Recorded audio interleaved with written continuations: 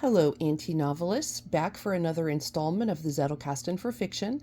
I love you guys so much. I got a question from a lovely businessman in Tokyo, Tatsuya, who said, I have a question. It looks like your index cards are actually kept in a binder with tabs. Is that correct? I often find myself writing cards outside, so I'm considering adopting your method. Okay, the answer is yes and no. So, no, in that my bibliography cards, right, which have my author's last name, the title of a book, and the publication information, those cards live in my anti-net box behind C for Clemens, right, because it's Raymond Clemens is the author. So those live in the bibliography box. My main box, which will be the next video that I make, is where the cards that I write my thoughts on belong. So let's just pull, here's one on Aristotle, and it's got some information on his views on literature. So my main box is where my main thought cards live. Let's go to the index, which might be confusing people. My main box is divided up using the Scott-Scheper system of the academic disciplines. So my 1000 card is labeled Arts and Humanities. My 2000 card is Social Sciences. My 3000 card is Natural Sciences. 4000 card is Formal Sciences. 5000 card is Applied Sciences. In my box, the 6000 card is for quotes and references. I can go into that later. And my 7000 card is for my novel world, and that's The Conjuring Stitch, which is the title of my novel. So, how does the binder function?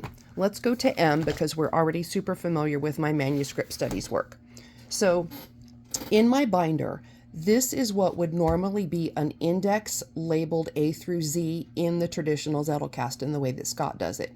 Instead of having my index on individual lettered cards, okay, my index is just on the M page of a binder, right? So this is alphabetized A through Z in a binder, and that's where my list goes. However, if I have a group of topics or subjects that are starting to reveal themselves under a key heading, like for example, manuscript studies, I've drawn this out so you can see it. So I've got this entry, which is manuscript studies, and I've made a bracket to one below, which is also manuscript studies. So I've got two topics under that main keyword. So what I do then is I will erase those out of the binder page, and I will add to my manuscript studies card all of those topics that will then fall under the keyword manuscript studies. And if I need to pull it out, right, it's disc hole punched so that I can just tab it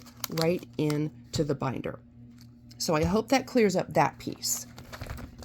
I think you might have seen those over under maybe C as well, right? I have some additional cards that I've tabbed in so that I can keep track of information, but it still stays with that C letter index page. Now, let's go to this. The plot sandwich may be what is also confusing to those who see it but don't know what it is. This is also a disc binding system. I've just used 1-inch plastic discs, and I've got a hole punch that will punch the edges of my card so that I can remove and insert them. But this is the 4-act novel structure, right? So here we have Act 1 in a novel.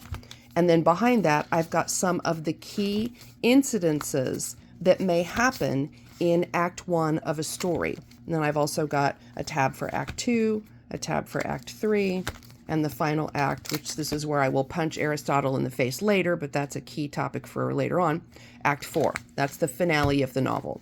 So that's the function that these cards serve. These tabbed cards are simply so as I'm writing cards that may encompass parts of the book, I can say, you know, I think this idea might go somewhere in the middle of Act 1. So I can set that card there, close it up, and then it just allows me a visual way that shows all the parts of the story, and then I can slide in things that I may need to write more on, develop. It just gives me a way to bookmark them into the story structure so that I can develop them for later. So I hope that answers your question. I hope that was helpful. Keep the questions coming. I love it. And next video, I will do a quick overview on how I actually create main cards. So thank you for the question. I will see you next time.